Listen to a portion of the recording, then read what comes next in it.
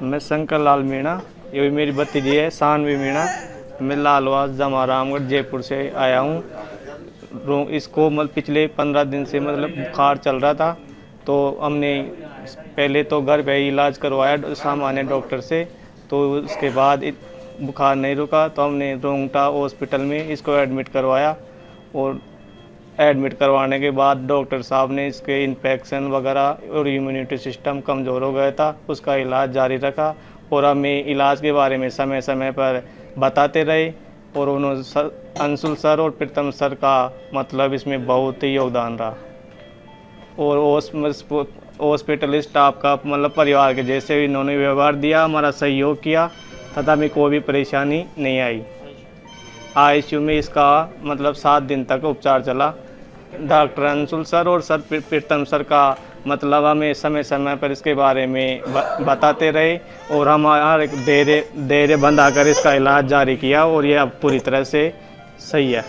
नमस्कार दोस्तों, मैं हूं डॉक्टर अंशुल मित्तल। मैं consultant paediatrics department Rungta hospital में हूं। मेरे साथ को कंसल्टेंट हैं डॉक्टर प्रीतम गुप्ता।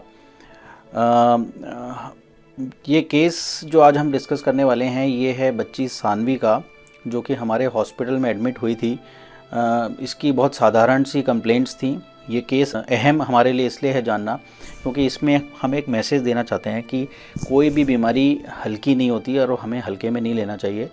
जैसे कि ये केस हमारे यहाँ जो एडमिट हुआ था, जब इसकी सिंपल सी कंप्लेंट्स थी दस्त और उल्टी की। तो दस्त और उल्टी तो बहुत आम बात है, हमारे किसी भी बच्चे को कभी भी हो जाती है। तो दस्त और उल्टी से हमारे यहाँ एडमिट हुआ था बच्चा। और जनरल वार्ड में हमने इसे एडमिट किया था। फ्लूइड्स वगैरह स्टार्ट किए थे। जब हमें लगा 4-5 घंटे के अंदर इसके अंदर कोई सुधार ज़्यादा फ्लूइड देने के बाद भी नहीं आया, तो हमें और सांस में इसके थोड़ी तकलीफ़ होने लगी थी, तो हमने इसको तुरंत आईसीयू में शिफ्ट किया। तो वहाँ पर एक तो सैचुरेशन इसका कम था, बीपी इसका काफ़ी कम आ रहा था उसके अंदर मॉनिटर के अंदर। तो हमने इसको बीपी बढ़ाने की दवाइयाँ निरंतर चालू करी, जिसे हम इन्फ्यूजन कहते हैं, नॉरएड्रेनालिन इन्फ्यूजन हमने इसको दिए। और सांस में इसको तकलीफ़ थी, पेट में काफ़ी दर्द था, दस्त उल्टी तो चल ही रहे थे और काफ़ी तेज़ इसको बुखार था। तो इसके चलते हमने दस्त और उल्टी ही मात्र से थोड़ा ध्यान अपना हटा करके और हमने दूसरी बीमारियों के बारे में सोचा। तो कुछ जांचें की, तो कुछ स्पेसिफिक जांचों में जो रिज़ल्ट निकल के आया उसमें हमने एक डायग्नोसिस की पुष्टि की, जिसे हम कहते हैं multi system inflammatory disorder, MISC। अमूमन ये कोरोना के बाद की बीमारी है। जब हिस्ट्री हमने जानने की कोशिश की तो हमें पता चला कि उसके जो पिताजी हैं उनको कुछ दिन पहले कोरोना हुआ था। हालांकि वो बच्ची के साथ ही रह रहे थे, पर बच्ची की जांच उन्होंने नहीं करवाई थी। तो फिर हमने उसके हिसाब से इलाज चालू किया। साथ में हमने इसकी गहन मॉनिटरिंग की, क्योंकि ऐसे बच्चों के अंदर अगर मॉनिटरिंग नहीं की जाए तो बीपी ऊपर नीचे होने की वजह से काफ़ी फ़र्क पड़ सकता है। साथ में यूरिन आउटपुट इसका कम था, तो हमने इसको कैथेटराइज़ किया। कैथेटराइज़ करने की वजह से हमें कम से कम एक प्रॉपर यूरिन आउटपुट के बारे में मालूम चलता रहा। चूँकि बच्ची को बार बार हमें कैनुलेशन करना पड़ रहा था और बच्ची थोड़ी सी एजिटेटेड थी, तो इस वजह से हमें एक सेंट्रल लाइन डालनी पड़ी। तो हमने फीमोरल लाइन भी इसको डाली हुई थी, जिसकी वजह से हम सारे फ्लूइड्स और दवाइयाँ इसको दे रहे थे।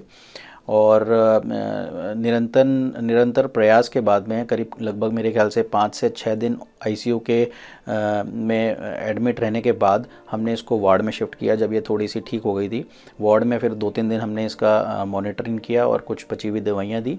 उसके बाद में पूर्ण रूप से हम इसको छुट्टी दे पाए। इस बीमारी के बारे में दोस्तों ये बताना चाहूँगा कि ये बीमारी बहुत गंदी बीमारी है। अगर इसका समय पे उपचार ना हो तो बच्चे की, मरीज की मौत भी हो सकती है। मगर अगर समय पे हमें इस बीमारी के बारे में पता चल जाए तो हमें इसके अंदर उपचार में एक दवा होती है जिसे हम इम्यूनोग्लोबुलिन कहते हैं, या अंग्रेज़ी में IVIG, इंट्रावीनस इम्यूनोग्लोबुलिन। अगर उसे हमने समय पे चालू कर दिया तो काफ़ी सुधार हो सकता है और ये बीमारी पूर्ण रूप से सही होने की पूरी संभावना होती है। तो दोस्तों, एक केवल छोटा सा मैसेज मैं ये देना चाहता हूँ कि कोई भी बीमारी, साधारण से दस्त उल्टी भी कभी भी हल्के में ना लें, क्योंकि ये कोई भी रूप ले सकती है और इसके अंदर छुपी हुई कोई भी एक सीरियस बीमारी हो सकती है, जिसका पता हमें डॉक्टरों से के द्वारा ही पता चलेगा। तो इसलिए हमेशा छोटी भी बीमारी हो उसे आप तुरंत चिकित्सक को दिखाएं और उनकी सलाह लें। Thank you.